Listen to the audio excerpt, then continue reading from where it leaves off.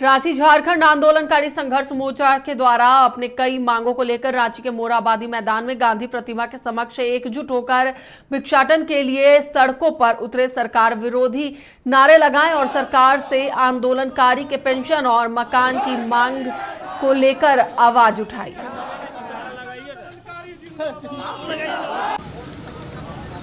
आंदोलनकारियों का एक पक्का मकान, उनको नियोजन, उनको पेंशन और मुफ्त चिकित्सा का व्यवस्था करने का चिट्ठी 2011 में गुरुजी लिखे थे, एक मार्मिक चिट्ठी लिखे थे। लेकिन आज गुरुजी का ही पार्टी का सरकार है और गुरुजी का बेटा ही मुख्यमंत्री है, लेकिन आज उनका मार्मिकता को उसका बेटा भी नहीं समझ पा रहा है। और हम लोग लगातार आंदोलन करते रहे।